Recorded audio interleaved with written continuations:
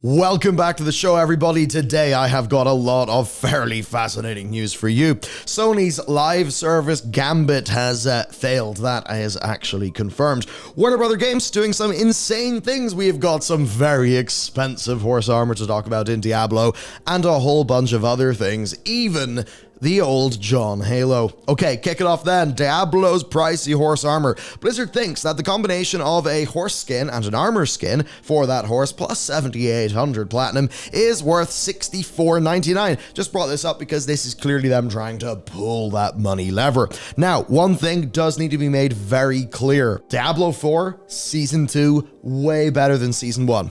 When I was at BlizzCon, I was talking to quite a lot of people who cover that game, ARPG content creators, that sort of thing. A lot of them were broadly saying, oh my god, if only the game launched like this. So there is frustration there, but also genuine like, oh yeah, this is fun now and I'm playing it.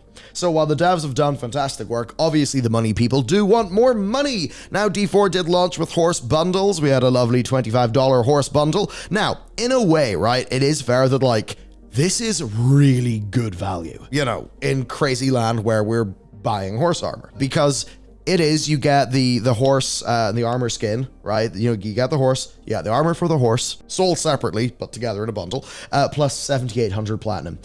So that basically is like the price of 7,800 platinum anyway, right? Because usually to get that, you'd be spending $49.99 plus $24.99. So in a way, like for the, for the microtransaction pilled people, they're enjoying this macro transaction and they have a lot of platinum to spare. But basically point is, for the amount of money that somebody's just casually dropping in a game like this, for these armor skins that don't really look that good, or at least, you know, the camera's so far away, that's hard to appreciate. You could buy a whole AAA game at launch.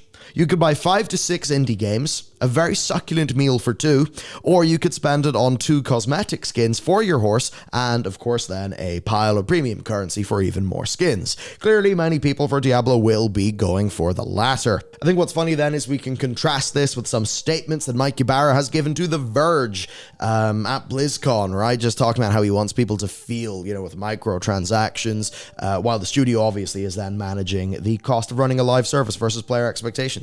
I mean, I believe the Diablo team is like one of the largest at Blizzard. It may even be the largest. It is absolutely ginormous from what I've been led to understand.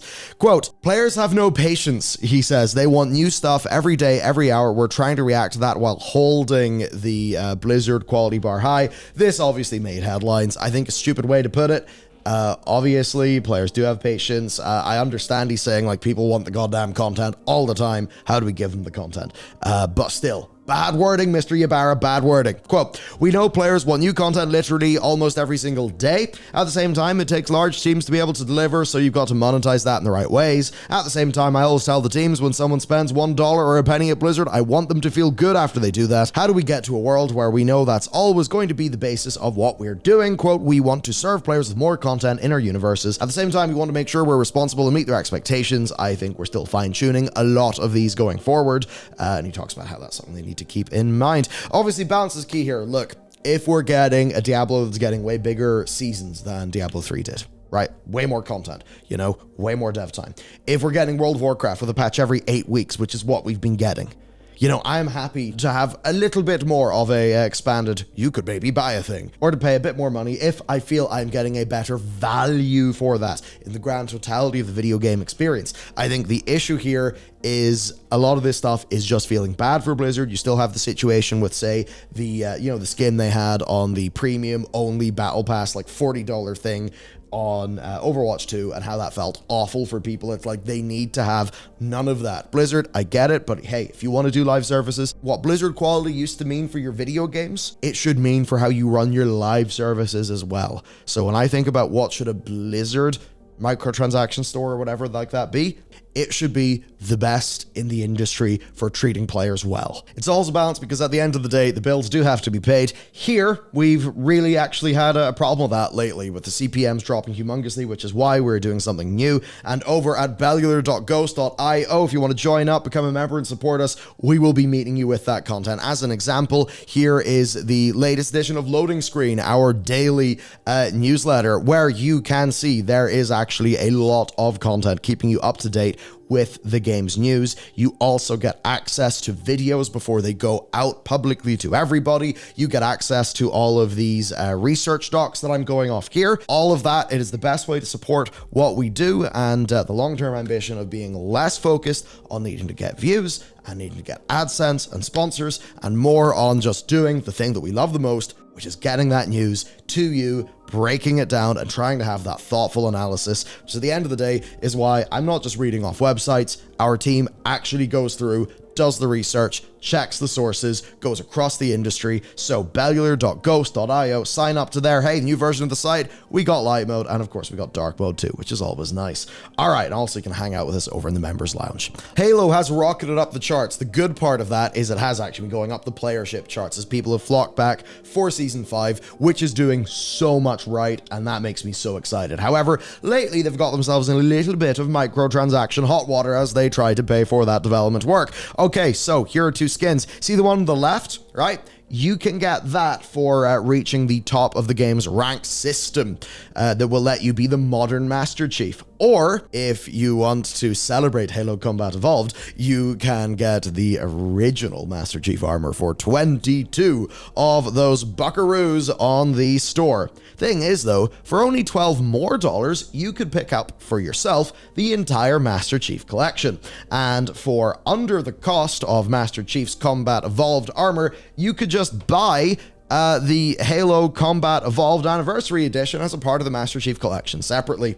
Yeah, funny little situation. Now, this is all being revealed during Halo Season 5, the season where player sentiment and numbers have been rocketing upwards, and that means that this is not particularly helpful, especially because this is the season that also saw an update to customization that means that one skin color can apply across multiple different armor cores, which basically means that the store costs changed for the worse. Because now, instead of buying several colors for every armor core, you're just buying one, which immediately does feel rather bad. Now, of course, as soon as you take yourself out of the context of the store, you then just begin to question the value of any of this. I mean, why are people buying these things? What is going on? But the metrics show that people are buying them. You can see here that for Master Chief Collection, it has moved up to now be raking in more money than Dota 2. And Nickelodeon All-Star Brawl 2 Ultimate Edition, and just under Formula 1 23, which of course is not the most money in the universe, but honestly, for what live service money that game was making through Steam, this is a very marked improvement. You can in fact see that over the last 24 hours, it jumped from 115th to 21st in the global top sellers, which is a very, very large increase. So far today, you may have looked at these optional consumption opportunities and thought, I will never buy that. That makes no sense. Guess what? That's part of the plan too. I know. So this is just a really good editorial from GameIndustry.biz, came out in July, and I think it very well elucidates the full situation here. Because in reality, something being priced where exclusivity is part of it is actually key to the strategy. In the same way, I was recently going through the airport on the way back from BlizzCon, and I see Gucci and Hermes, and you look at their stuff, and versus what you can get from, say, a local craftsperson or, an independently owned thing, you can get way better quality leather, way better quality goods that honestly look way better than those, luxury brand garbage. But guess what? The luxury brand garbage is priced exclusively so that people think it's worth more than it actually is. And that means the people who can afford to give that amount of money over actually do. That happens here. Quote, owning a cosmetic most people don't have as a flex. It makes your character a bit unique, and for most players, there's a real value in that. There's a reason why people on the schoolyards were calling each other defaults, because they didn't have skins in Fortnite. If the price dropped and more people buy the cosmetic, it would open it up to new audiences, but it would decrease the appeal of the item itself, which no longer will be rare or premium. Skins and cosmetics are luxury items, not commodities. There is wisdom in that, in the same way that, for some reason, even though we talk about the cost of living crisis and all these issues striking society, what do we also have? Forget the name of them, but that big conglomerate that owns all the luxury brands? They are going to the moon. You're like, yeah, somehow we can have the problems we have right now and also have a booming luxury space. Even look at graphics cards. Motherfuckers are dying to purchase a 4090 at $1,500 or $1,600. Obviously, the export ban has changed up that, and they are now going for over RRP again. So by this logic then, the point is, if you're a free player, you don't buy the skin, you're window dressing in the premium VIP players experience, where they get to look at all the silly little defaults who maybe are wearing their free event skin, where they or say on the, oh cool, Demon Lilith skin or whatever, right? Do you remember in 2017 when Activision had a patent around the idea of matchmaking people against people who had premium skins? That plays into this model, because anyone who has a skin gets to feel their skin is even more rare and be more satisfied with their purchase. I mean, take, say in World of Warcraft, right? See when a new store mount comes out or there's a new 6-month sub mount, you log in game, there they all are. None of that shit feels special. But imagine you purchase, say, the Lilith skin in Overwatch 2, and they specifically matchmake you with people who don't have that skin. You're gonna feel more unique and more special, because the algorithm is crafting a reality where you feel your purchase is worth more money. We live in hell. So get ready for that, and that basically is the point. Now then, let's talk about Warner Bros. Games choice. You know the way Hogwarts Legacy kind of made a lot of money, big happy. Well, Mr. Zaslav, whatever, is not particularly thrilled, because there are two successes this year.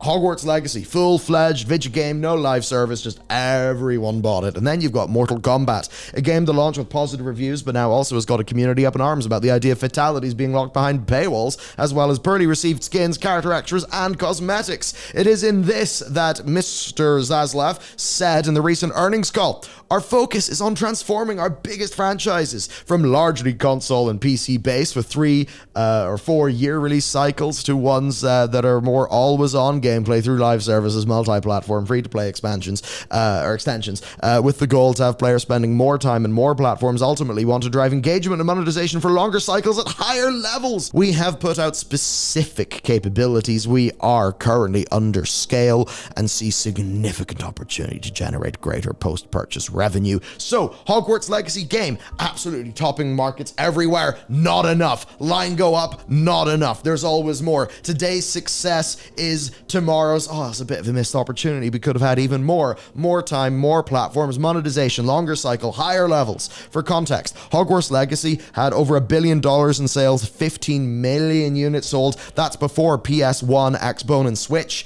This is a company printing money off this IP that needs to print more money. Warner Brothers, of course, should have been aware. They should be one of the few publishers aware of how difficult these games could be to manage, because that's why Multiverses is in the middle of reworking after its paid beta, and why everybody thinks that the new Suicide Squad versus the Justice League game is completely screwed and going to get another delay. Right now, it's supposed to launch in February 2024, after, of course, Rocksteady Games have been making this game since 1973. Which really is quite impressive. This game has had a stupid development cycle. Like, during the dev cycle of this, after, Arkham Knight and stuff, the people at Insomniac have done the Spider-Man, the Miles Morales, and the second Spider-Man, and who knows, maybe even a Wolverine. Insane.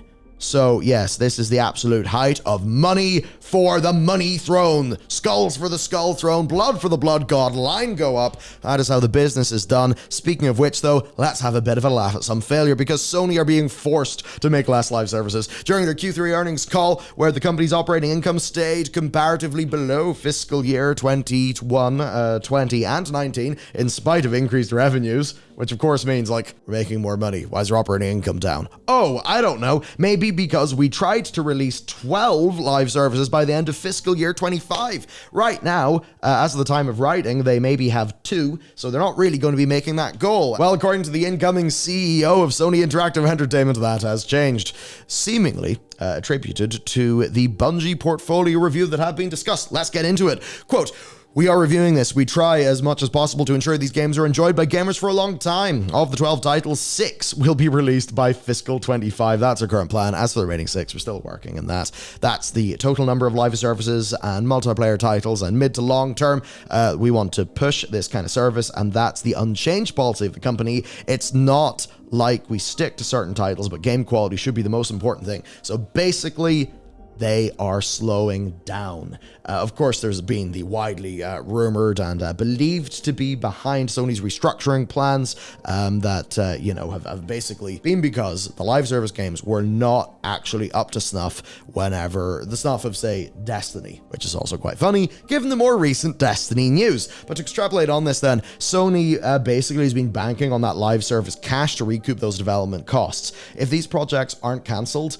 money's still going to be pumped into them, right? And we're obviously seeing that operating income is not replenishing as fast. I think that means there's a reckoning coming. Like we did see, you know, those 10% cuts going on. Now, a lot of that for Bungie was attributed to Bungie and Bungie cocking it up.